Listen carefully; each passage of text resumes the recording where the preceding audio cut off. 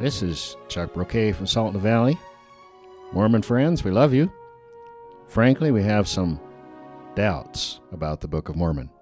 Ether 5:4 mentions the three witnesses also identified at the front of the Book of Mormon. For anyone struggling with mind control, where can they go?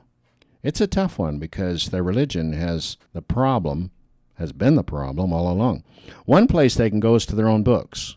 But while discovering error, even that can be kind of unnerving. We reviewed the religions of Martin Harris yesterday. Today we are examining his character. Was Martin Harris a wicked man? Now here's the documentation. It's in the Doctrine and Covenants 3:12 and 13 with the preface. Joseph Smith denounced him as a wicked man who turned from God's word. Then according to Joseph Smith, even God sees him as a wicked man. See Doctrine and Covenants 10:7. Should we feel contempt for him?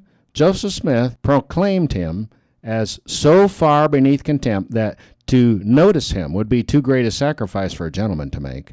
The church exerted some restraint on him, but now he is given loose to all kinds of abominations, lying, cheating, swindling, and all kinds of debauchery. That's in the Elders' Journal, August 1838. Notice the similarities between Mormonism and the Shakers. Mormon writer Richard L. Anderson explains, the foregoing tendencies explain the spiritual wanderlust. Every affiliation of Martin Harris was with some Mormon group, except when he was affiliated with the Shaker belief, a position not basically contrary to his Book of Mormon testimony, because the foundation of that movement was acceptance of personal revelation from heavenly beings. Improvement Era, March 1969, page 63.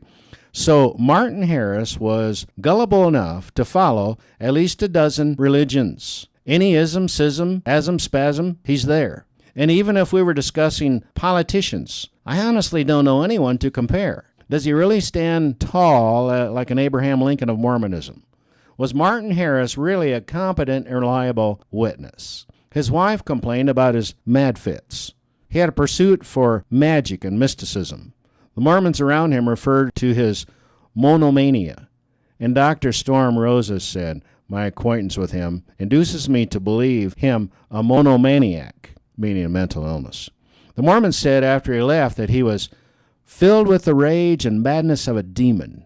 They said he was in England with a lying, deceptive spirit. He was abusive and too mean to mention. Harris' contemporaries called him a visionary fanatic. Pomeroy Tucker, who apparently liked him, said he was given to beliefs in dreams, ghosts, hobgoblins, special providences, terrestrial visits of angels, and the interposition of devils to afflict sinful men. We would never want such a man sitting on the Supreme Court of America, right?